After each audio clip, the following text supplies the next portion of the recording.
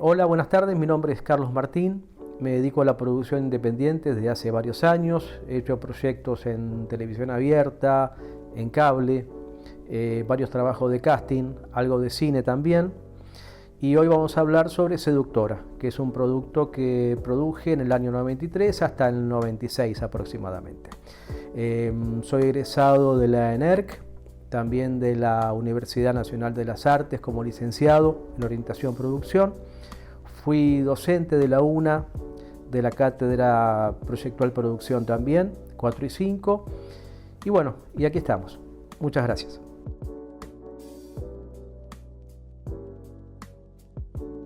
Seductora fue resultado de una coyuntura, de una época, de una realidad.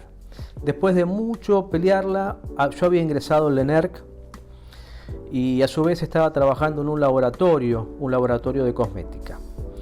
Y una de las premisas del ENERC era producir, realizar cosas y que sean rentables. De la producción uno tiene que buscar que sea un producto rentable. Por eso se me ocurrió hablar con los dueños del laboratorio y ahí nació Seductora en realidad, porque me dieron el ok, fueron auspiciantes durante un año y ahí junté un par de amigos, un par de compañeros también de la ENERC, de la facultad en ese momento, y arrancamos con el proyecto de Seductora. Esto fue promediando 1993 y estuvimos al aire 2 años y medio más o menos.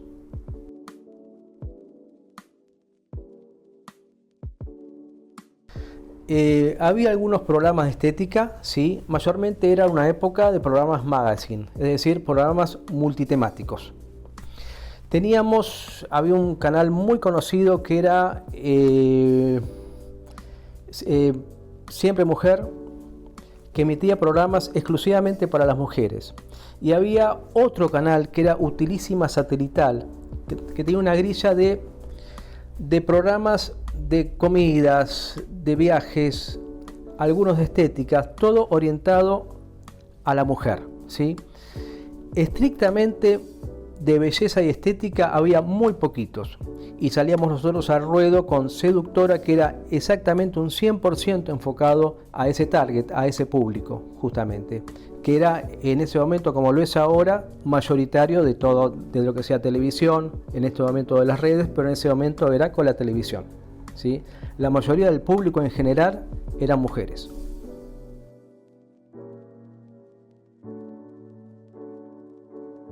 Era la época del exceso, de la frivolidad, en todo sentido, del despilfarro.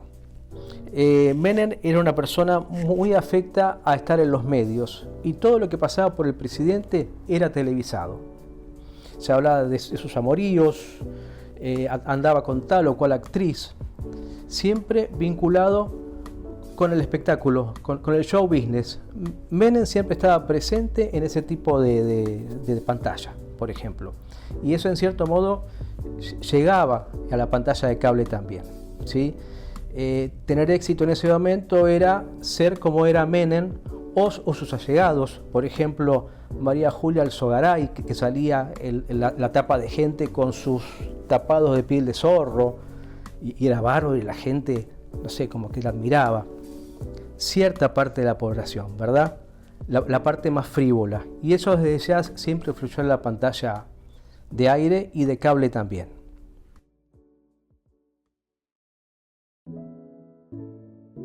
Era un programa dirigido a la mujer.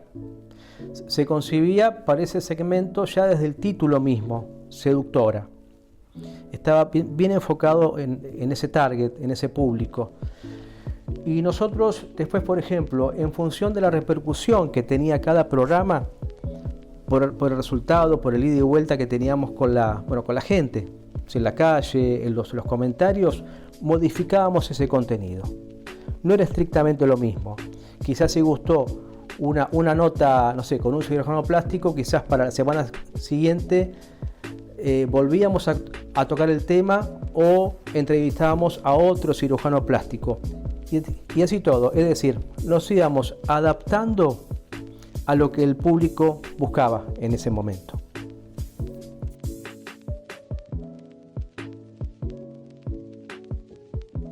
Como todo contrato, era un acuerdo entre partes, como un contrato de locación. Ellos eran los dueños y nosotros éramos los inquilinos de un espacio. Alquilábamos el espacio para poner un producto que considerábamos que iba a ser rentable. Y en ese espacio tenías que desarrollar lo más parecido al piloto que le habías presentado, ¿sí? O a la propuesta que le habías llevado al canal. Por ejemplo, en duración del programa, en calidad de emisión, en temática, todo acorde a los formatos que había en esa época. Recordemos que cuando empezamos con Seductora se grababa en un formato que era Umatic Low Band, quiere decir que era el primer Umatic. Después vino Umatic High Band y, por ejemplo, lo que eran notas de exteriores se grababan en High 8. Yo acá tengo para mostrarles, por ejemplo, lo que era un cassette de High 8, que eran analógicos, no eran digitales, eran cintas como de un cassette de audio, pero de video. Esto generalmente se usaba para exteriores. Después lo que era estudio, se grababa en 3 o 4 cámaras con... Este es un cassette de Umatic High Band. ¿Sí? Quiere decir, la tecnología y el requerimiento era acorde a lo que estaba en ese momento en televisión. En televisión de aire era quizás la exigencia un poco más alta, pero cable tenía que ser acorde con eso, ¿sí? Por ejemplo. Y después, más allá de eso, la exigencia con ellos en el pago de la mensualidad por el alquiler del espacio de ese canal. Era un contrato.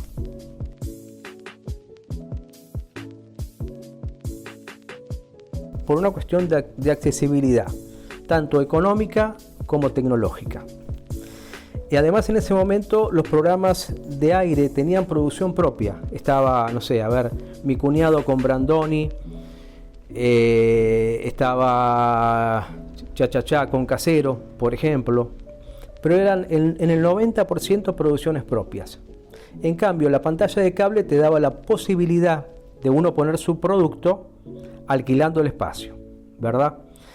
Y además de lo tecnológico, la parte legal, ¿sí? Si tenías una producción en aire, tenías que cumplir con todos los convenios laborales, tanto de técnicos como de actores, como de presentadores, de locutores. En cambio, la pantalla de cable era más laxa, ¿sí? No era tan estricta en cuanto a eso y por lo tanto los costos de producción eran bastante menores.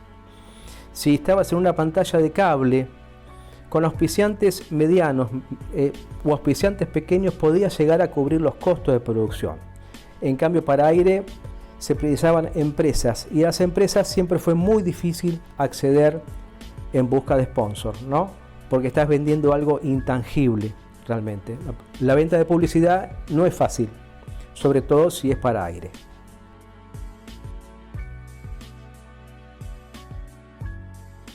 En realidad podría haber cierta intervención desde la gerencia artística del canal, ¿sí? Quizás por un lineamiento estético o si había algún riesgo de índole legal, por algo que se dijo o no. En ese caso te mandaban a reeditar el programa para poder mandarlo al aire, ¿sí? Más allá de eso, en cable no se prestaba tanta atención y no había tanta injerencia. Quizás sí, son cosas de otra época. Ahora por suerte no se estila más hacer eso. En Siempre Mujer eran muy afectos, muy pendientes de la estética y de lo que componía la imagen que iba al aire. Y una vuelta me acuerdo que tuvimos un momento bastante incómodo. Yo tuve un momento bastante incómodo con el gerente de programación que me sugirió cambiar a una conductora porque no era lo acorde para la temática que se estaba tratando en ese momento, que era de obesidad. Obviamente esto no lo trasladamos directamente a la chica, sino que tuvimos que buscar un nuevo segmento como para reubicar a esta persona ahí y seguir adelante con el programa. Pero cosas como esas que fueron puntuales raramente sucedían. La injerencia venía más por cosas legales, ¿sí? Por la utilización de un logo en el micrófono, por cosas así. pero no por otro tipo de contenido.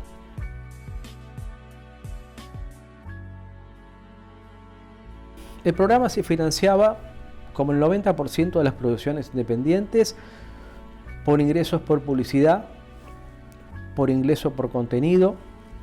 Por ejemplo, teníamos la venta de apertura y cierre, ponías una placa intermedia, se podía armar un spot también publicitario. Nosotros no contábamos con ningún subsidio, ni del Estado ni de la ciudad en ese momento, así que netamente era el 100% por ingreso privado. A veces, por ejemplo, contactábamos a una empresa de estética, había un cirujano plástico que quería mostrar su técnica en cámara y bueno, abonaban un plus para tener esa clínica estética un espacio dentro del programa. Pero el 100% de la publicidad era lo que soportaba los gastos de producción de ese momento.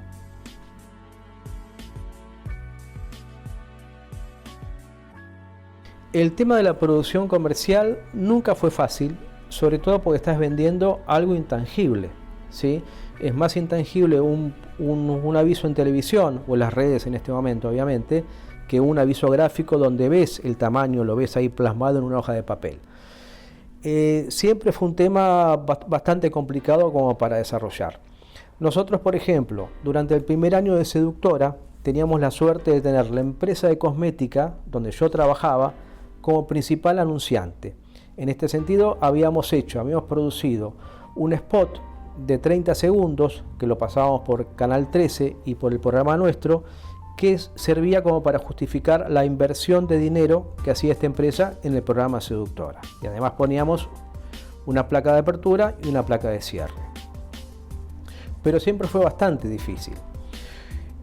Nosotros teníamos, por ejemplo, un equipo de venta de 2 o 3 personas que recorrían centros de estética, clínica de cirugía, cadenas de peluquería, y a su vez yo personalmente iba a la revista de Cablevisión, que era el medio que llegaba al usuario del cable, veía quiénes auspiciaban en ese medio y los contactaba telefónicamente, porque no había otra forma de contactarlos.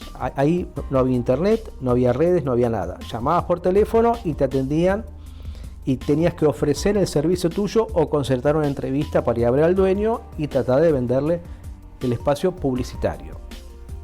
Pero era bastante complicado.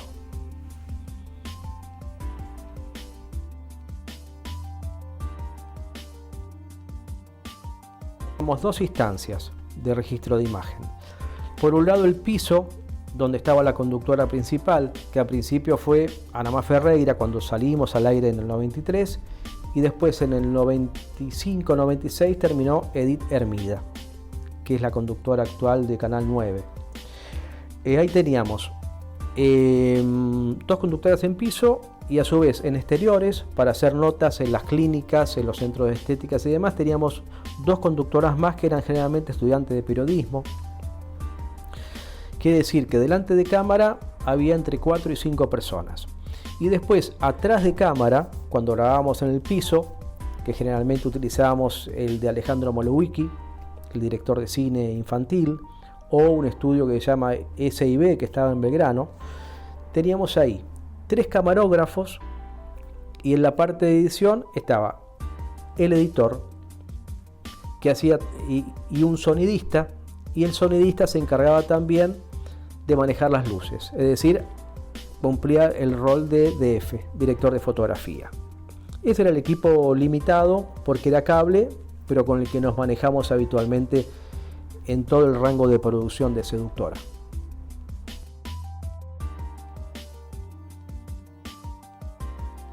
Las empresas nos proveían obviamente de la pantalla, que era el canal por donde íbamos al aire. Quizás hacían alguna mención en la revista de cable que circulaba entre los suscriptores a ese cable, y durante la semana hacían 1 o 2 promociones del programa. Pero más allá de eso era el único aporte concreto que hacía la empresa, ¿no? La empresa prestadora del espacio, mejor dicho.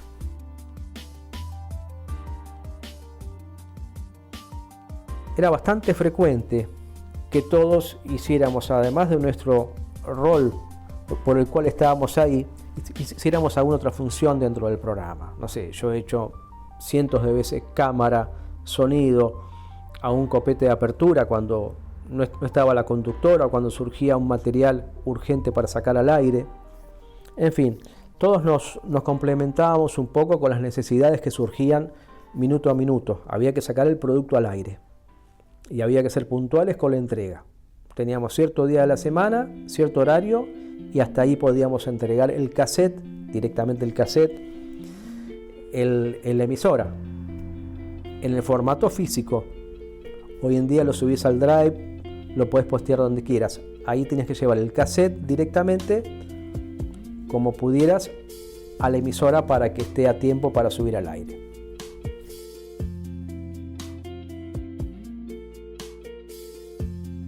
Linealmente era título de apertura, presentación, copete en piso, con las conductoras principales. Después había una entrevista que podía ser en piso o en exteriores, notas en exteriores, separadores de por medio, desde ya, que tenían que ver con la temática, y era siempre el mismo separador. En el cierre a veces teníamos músicos que iban a tocar en vivo, ¿sí? Quizás alguna banda emergente. Fueron, por ejemplo, de números conocidos musicales de ese momento, fueron Las Primas, que era un grupo de chicos, de chicas que cantaban y bailaban, eran muy conocidas, venían ya de la época del 80. Y después fueron actores, fueron conductores. Al tener, por ejemplo, al principio sobre todo, ¿no?, una conductora que era conocida como Ana Má Ferreira, ella misma tenía los vínculos con los artistas que podían ir a hacer el cierre del programa. Y eso nos venía bien como contenido para el cierre.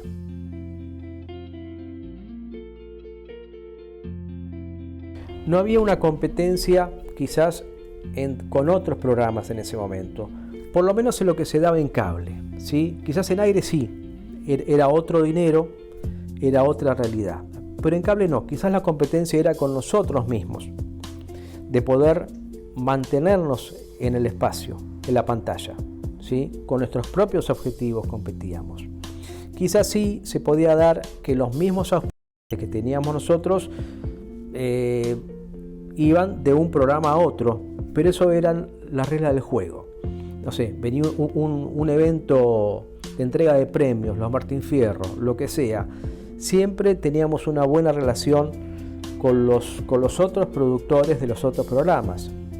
Nos conocíamos todos.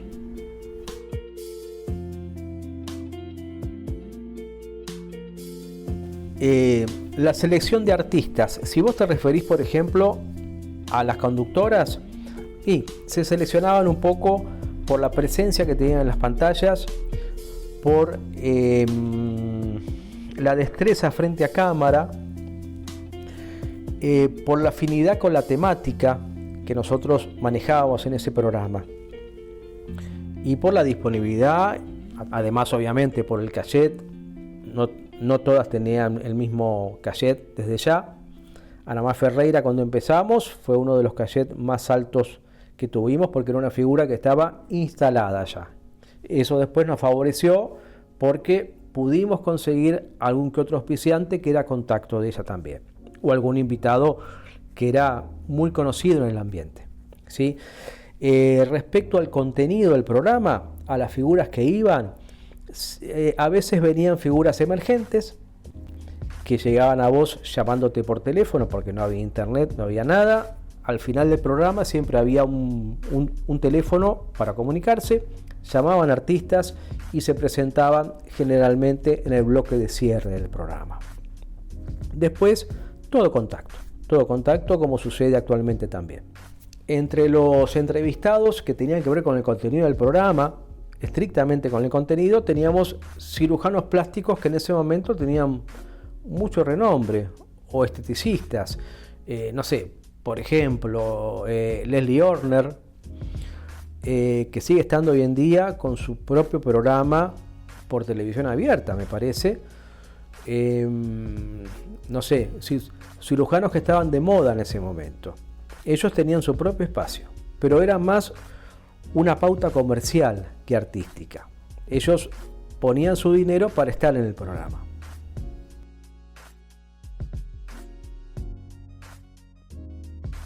Seductora, si bien no estaba ajeno a los vaivenes económicos del momento, nos movíamos con un público que en ese momento se consideraba ABC1. Ese rango era el que buscábamos como auspiciantes también nosotros, que era público que tenía quizás las necesidades básicas satisfechas y que disponía de un plus de dinero como para poder acceder a los servicios o a los productos que nosotros ofrecíamos dentro del contenido.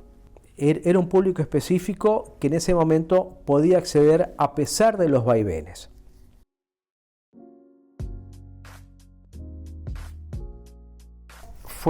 Tuvimos al aire 2 años y medio, fueron creo que casi 125 programas, es decir, consideramos que el ciclo estaba cumplido. Además de eso, la conductora Edith, que nos acompañó hasta el final del programa, ya había firmado contrato con Disney y con Canal 26. Ella empezó trabajando con nosotros, fuimos los primeros que la convocamos para hacer una conducción. Pero ya había firmado con Disney y tenía los horarios muy limitados para grabaciones, para hacer pisos, para hacer notas y demás. Eso, sumado a que en cuanto a la parte financiera estábamos empatados, quiere decir que la entrada era la misma que los costos de producción, y si Edith se iba al programa teníamos que hacer un nuevo casting, buscar gente, era bastante engorroso, es que decidimos levantar el programa. Y además lo hacíamos porque Seductora nos ocupaba bastante tiempo semanal y queríamos buscar nuevos horizontes, nuevos objetivos. Pero fue una experiencia inolvidable para todos nosotros.